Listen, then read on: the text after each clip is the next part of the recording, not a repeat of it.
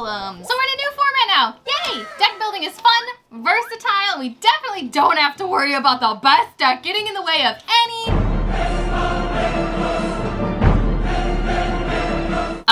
Is it really that bad though? Is it anything compared to our turn last format? Or have we just become so conditioned by hating heavy interaction on our own turn 0 that having 10 zones blocked by the time we get to our first main phase after our opponent combos is somehow more manageable? Overall, players involved in sanctioned events have been really divided whether this format is actually better than last format. A lot of players have admitted to building their decks to beat Kashtira, just like they did in the previous tier format. So has anything really changed? What makes the player base prefer zone locking over 400 fusion summons? We created a poll focused around the deck building dilemma of this format on Twitter, so if you care to partake in these types of discussions and maybe be in the video, make sure you hop on over there and feel free to leave a comment right here on what you think of the format thus far, and stick around to the end of the video to see what your final thoughts are after hearing ours. And subscribe! This whole conversation stemmed with everyone saying that tier was dead and that you can now play so many decks. You can play rogue decks, you can play your favorite decks, but is that necessarily true? But like the last format, there are still so many restrictions when it comes to deck building. That's because Kashtira is, while more fragile than tier was,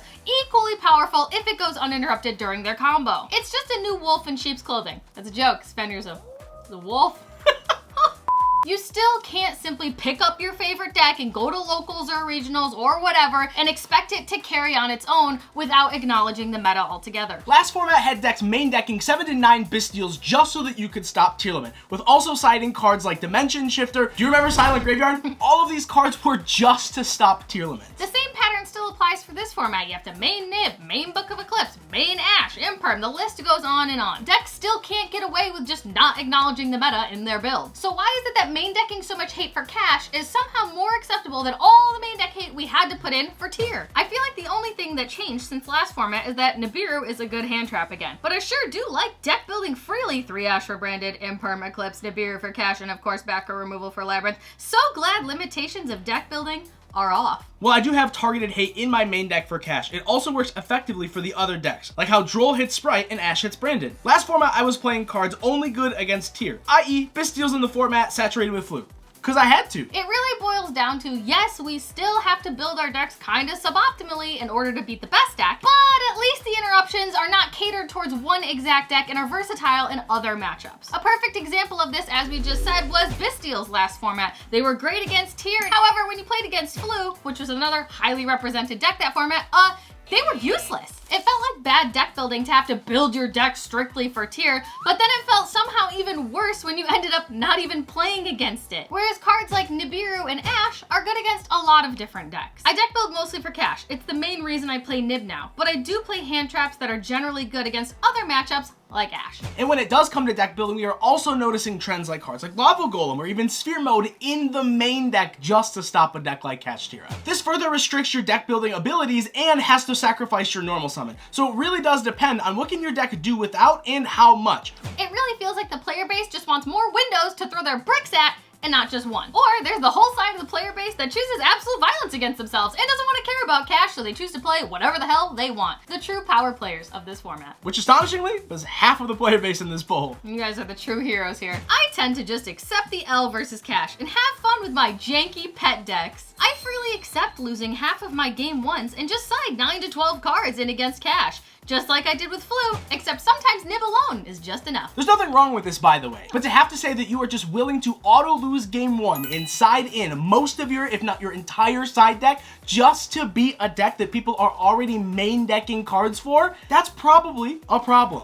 And kind of sad. You have to waste your entire side deck just to win a game against one deck and hope that you see your interruptions. Just draw the out, forehead. That, and basically accepting defeat when you lose the dice roll, isn't any better. The same problem existed during tier format, and Cash honestly isn't that much different when all 5 of your main monster zones are locked, and you can't play the game. Great design! At least when you played against tier, you had the ability to try to play the game. There was no Omni Negates, it relied a lot on RNG, and it was extremely not forgiving of misplays. No, it wasn't. But at least you got to attempt to play the game. Whether it was with Engine, with board breakers, you could always activate cards. And I think that's one of the big things that kind of separates this format and the last format is now you don't get the opportunity to activate your cards if your monster zones are blocked, or your spell trap zones are blocked, or if they open really well, all of them are blocked. In regards to deck building for cash, it's a little bit of both. I think running stuff like books is geared for cash, but is generally good. You really want answers available because it's not a deck you can just play around if you don't have the exact right answers available. The problem with Kashtira is that the deck positions you to have that interruption, have one if not 2 points of interaction just to stop the board from being built. Because if you don't, the game is literally over before you even got to try. And that was never the case with Tier, whether you hated the deck or not. Against cash, you need to see Nibiru or Eclipse at minimum, and you have to be able to kill them through it or pray to God that they don't have extension through Nib. And that's hoping that they don't play any type of protection like the Brave Engine that we've seen a lot of builds move towards to prevent things like Nibiru or that top deck Book of Eclipse. As if the deck wasn't more annoying, now they get to play the Brave Engine, which people are also going to complain about this format. God, I can't wait. Better draw both outs. So to counteract the problem of getting all 5 monster zones insta-locked and losing that way, players are going Galaxy Brain and doing the unthinkable this format, playing back row. Labyrinth has become the most popular deck next to cash this format for pretty obvious reasons. It doesn't lose if you lock all 5 monster zones, and it can easily garner the upper hand against Kashtira by setting 5 cards or simply going to the battle phase and activating their main deck evenly. Or you could do the Mega Brain play and smokescreen your entire extra deck so that when they Diabosis your extra deck, they can assume that you're on a combo deck and block your monster zones, unknowing of the fact that you play those precious purple cards. However, with that being said, trap decks still have to build with cash in mind. I'm obviously playing Labyrinth, and I've had to build the deck with Kashtira heavily in mind. I can't end turn 2 with all of my spell trap zones taken, but a Rise Heart Pass isn't so bad. The problem is that while a trap deck can sweep a game 1 against cash, they're at a severe disadvantage for games 2 and 3 because now the cash player knows they're on a trap deck and can just block out all their spell and trap zones. Kashtira effectively forces you to play the floor is lava with your deck. It's frustrating because we just exited one of the most skillful formats in years. A format where every single interaction mattered, and now we have to sit across from no zones turbo? It's just not fun. But something about having to play all these cards just for cash feels like you're stunting your deck building rather than optimizing it this format. That's not to say that there isn't hope for some strategies though. Trap Tricks and Dark World have been some of the strongest structure decks in years. And decks that haven't been able to come to the forefront since several formats ago are able to make waves again.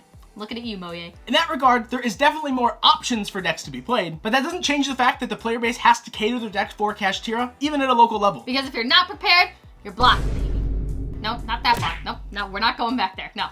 So my issue is that I only have like 2 people playing cash at my locals, and the rest is either rogue, branded, or runic, meaning I build around that, and even then, we get new people popping in with cash, and I'm underprepared. I know we've been talking about deck building, but that doesn't even consider the fact that when you are building something, you have to build a side deck for it. Now, because you have all these decks like Branded, Kashtira, Labyrinth, and Trap Tricks running around, you not only have to have outs for your combo decks, but for your back row decks as well. Yeah, we can't walk around disrespecting back row anymore. It's back, baby. So can we really just play rogue decks, deck build freely, and dance off into the sunset with each other in our decks? Or are the problems that persisted in tier format still persisting in cash format, just with a different mask on? Leave a comment below on what you think and what deck you're playing this format. Are you the filthy cash player, or are you the Labyrinth player trying their best? Or are you local Steve running, I don't know, Insectors? Good for you, Steve. You're the best. Of course, this is still the beginning of the format, so this is all just food for thought. But if you did like this type of video, feel free to hit the subscribe button and let us know what else you'd like to see. Yeah, we don't usually do this type of stuff, so if you had fun and you enjoyed it, or you at least like these type of discussions, please hit the subscribe button, comment, follow all of our socials, and join the Twitter, because these could be something you could be a part of. But all that being said, team, thank you so much for watching this video. We love you. You matter. We'll see you in all these fun videos over here and in future videos. Love you. Kisses. See ya. Bye.